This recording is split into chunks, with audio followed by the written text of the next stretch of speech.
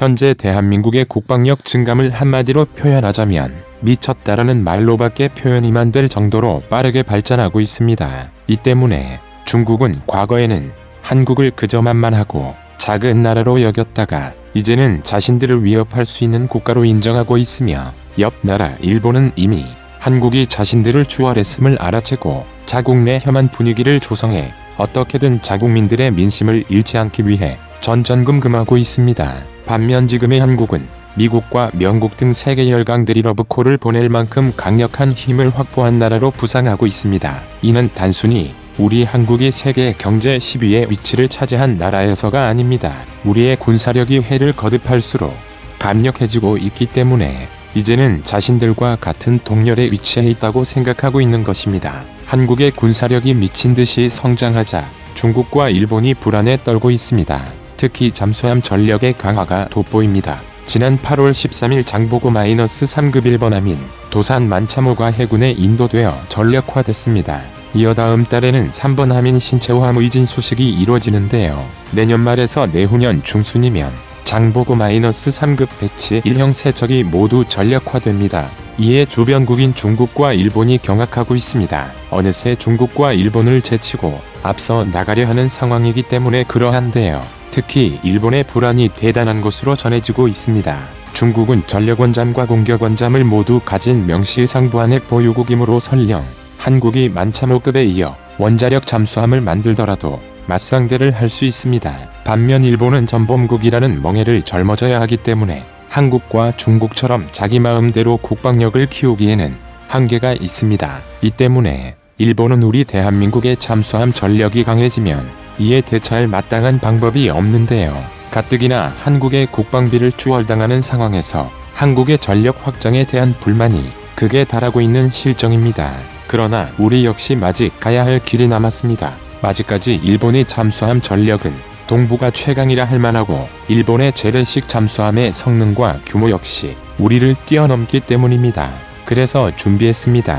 오늘은 한국의 잠수함 전력 상승이 왜 일본을 두렵게 하는지와 한국이 언제부터 일본을 완벽하게 뛰어넘을지에 대해 알아보겠습니다. 잠수함의 개발사에서 일본은 한국이나 중국과 비교도 하지 못할 정도로 초라한 역사를 가지고 있습니다. 20세기 초반 일본은 1차 세계대전의 승전국이자 근대화에 성공한 아시아 유일의 식민 열강이었습니다. 그래서 기술에 있어서만큼은 다른 아시아 국가들을 크게 앞질렀는데요. 이 때문에 2차 대전이 터졌을 당시에도 상당한 수의 잠수함을 보유하고 있었습니다. 사용한 무기 역시 매우 강력했는데요. 일본의 잠수함들은 보관이 어렵고 여러 문제가 있지만 그 속도와 위력만큼은 발군이었던 산소어뢰를 사용하며 미해군을 위협했습니다. 또 잠수모함에 대한 연구를 시도하는 등 일본의 잠수함 기술의 역사는 세계적으로도 손꼽힐 정도로 오래됐고 그만큼 우수한 기술을 갖고 있습니다. 일본의 입장에서는 냉전이 시작한 뒤에야 겨우 잠수함을 개발하기 시작한 중국이나 냉전이 끝날 무렵에야 잠수함 생산을 시작한 한국에 일본이 밀리는 것은 말도 안 되는 일인 것입니다. 그리고 최근까지 우리 대한민국조차 이런 것들이 변하지 않는 현실이라고 생각했습니다. 한국은 1990년대에야 겨우 장보고급을 라이선스로 생산한 한국이 잠수함 개발에 100년 이상 투자한 일본을 따라잡는 것은 대한민국을 포함한 다른 나라들도 이게 가당키냐 하냐는 의견이었는데요. 그러나 이제는 아닙니다. 한국의 잠수함 기술은 정말 엄청난 속도로 진보하고 있습니다. 그리고 이에 따라 일본은 한국의 급격한 전력 팽창에 큰 충격을 받고 부랴부랴 대비에 나서고 있습니다. 사실 일본인들은 한국이 순수 국산 잠수함을 만들겠다는 이야기를 폄하하고 조롱해왔습니다. 자신들의 잠수함 개발사로 비추어 볼 때 1000톤 대잠수함을 만들던 나라가 3000톤대로 넘어가는데 걸리는 시간이 상당히 오래 걸린 것이라고 확신했기 때문입니다.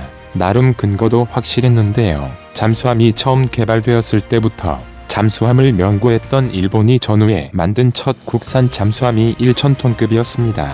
이후로 차근차근 잠수함을 개발해 1650톤급 마시시어 1800톤급 무제시 모듬 차츰 크기를 키워나갔는데요. 1955년부터 무려 40년이 흐른 1994년에야 도산 안창호급과 거의 비슷한 규모인 19 수모야시모급 잠수함을 개발하는 데 성공했습니다. 이렇게 차근차근 단계를 밟아온 일본이 보기에 한국의 잠수함 개발은 너무 성급하고 무모해 보이는 것이 당면했을 것입니다. 그러나 한국은 이를 보란듯이 무시하고 잠수함 시장에 엄청난 지각 변동을 일으켰습니다. 현재 일본의 주력은 만재 4,200톤의 소류급 잠수함인데요. 도산 만창호급 배치 1형의 3,700톤보다는 500톤이 크고 배치 -2형에 비해서도 200톤가량이 큰 성능 역시 무수한데요. 소류급 후기형의 경우 이번에 건조된 도산 안창호급 배치 -1을 크게 압도합니다. 많은 문제가 있던 스털링 기관 AIP를 탈거한 세계 최초의 리튬이온 탑재 유인 잠수함입니다.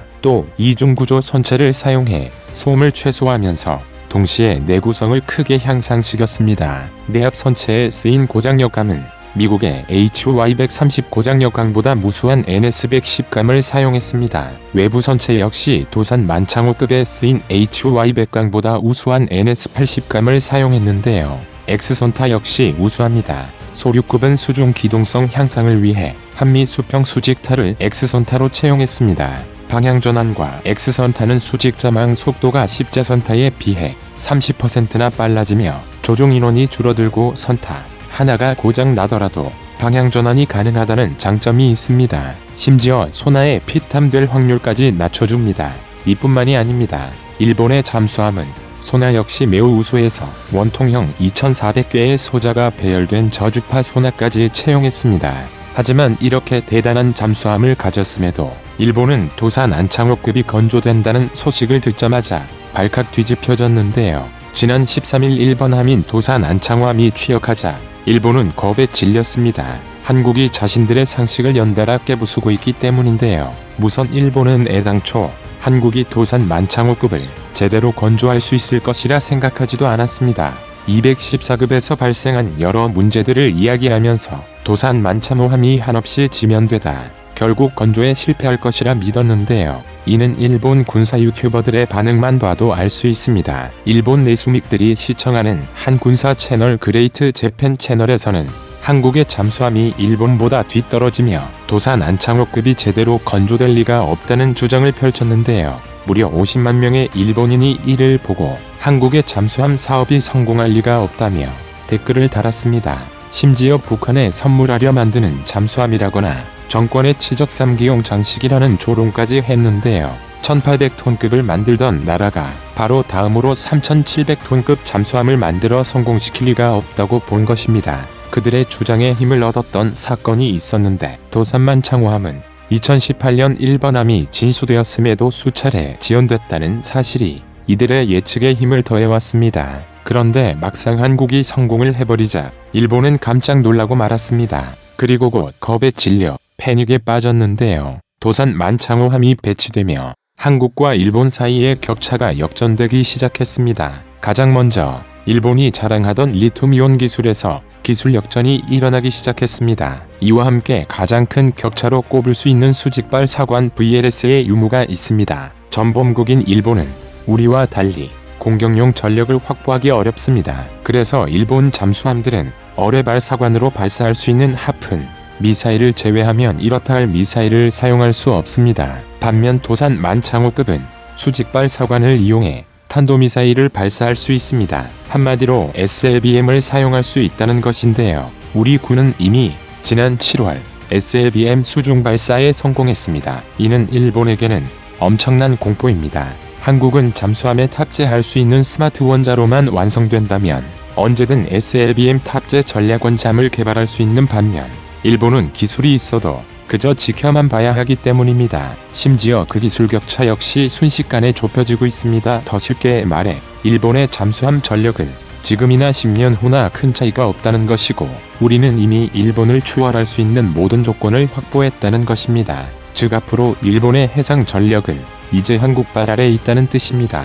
2010년까지만 하더라도 일본의 전자기술은 한국을 압도했습니다. 특히 리튬이온 전지에서 일본은 항상 우세를 점했는데요. 그러나 이제는 상황이 역전됐습니다. 우리 기업들의 배터리 개발 능력이 날이 갈수록 향상되면서 양국의 기술 격차는 점차 좁혀지거나 역전되고 있는 상황입니다. 그래서 장보고 -3 배치 -2에 탑재되는 리튬이온 배터리는 확실하게 소류급보다 무수할 것이라는 것이 여러 전문가들의 분석입니다. 또한 한국이 이번에 공개한 무반향 타일과 메타 물질 등 차세대 잠수함 건조 기술에서도 한국은 일본을 제치기 시작했습니다. 한국이 이번에 개발한 무반향 타일은 대형 잠수함에 꼭 필요한 기술인데요. 잠수함은 선체가 커질수록 적이 소나를 이용해 탐지당할 가능성이 높아집니다. 그러므로 선체 외부의 소나의 방향을 줄여줄 타일을 설치해야 하는데요. 한국이 이 분야에서 혁신적인 무반향 타일을 개발했습니다.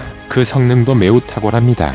국내 개발된 음향 무반향 코팅 체계인 UAT-1K의 성능이 얼마나 뛰어난지 디젤 잠수함 중에서도 손꼽히게 조용하다는 평을 받는 장보고급이나 손원일급을 압도한다는 정숙성을 보인다고 합니다. 3,700톤짜리 도삼만 창호함이 소나로 볼 때는 1,200톤짜리 장보고에서 1급보다 더 작게 보일 수 있다는 것입니다. 이뿐만이 아닙니다. 지금의 한국은 미래 기술에 있어서도 일본을 압도하기 시작했습니다. 가장 돋보이는 분야는 메타 물질인데요. 수중음파를 흡수하는 메타 물질은 디지털 신호를 이용하는 가상화 메타 물질과 구리 등의 물체를 이용하는 두 가지 방법이 있습니다. 가상화 메타 물질은 디지털 회로 처리 기술로 파동과 주파수를 자유자재로 조작하는 기술인데요. 실제 존재하는 소재를 이용해 메타 물질을 설계한 것이 아니기 때문에 가상화 메타 물질이라고 불립니다. 이 기술을 이용하면 잠수함 내외부의 주파수와 파동을 조절해 잠수함을 추적할 때 쓰이는 음향 탐지기 소나를 무력화할 수 있습니다. 또 구리를 이용해 음파를 투과시키는 기술 역시 보유하고 있는데요. 물보다 전달률이 빠른 메타 물질을 규칙적으로 배치해 소리가 퍼져나가지 않는 음향 메타 물질을 한국표준과학연구원에서 개발했습니다. 해당 기술을 잠수함 전체 겉면에 적용하는 것은 어렵겠지만 선체를 이중으로 설계하는 복각식 설계 등을 적용한다면 잠수함의 소음을 획기적으로 줄일 수 있습니다. 이 기술 확보로 인해 한국은 장보고 -3 배치 -2형 이후 건조대 잠수함들에게 이 스텔스 공법이 적용될 수 있습니다. 만약 이 기술이 한국의 잠수함에 적용된다면 한국은 동북마 최강의 무적 잠수함 함대를 보유하게 되는 것입니다.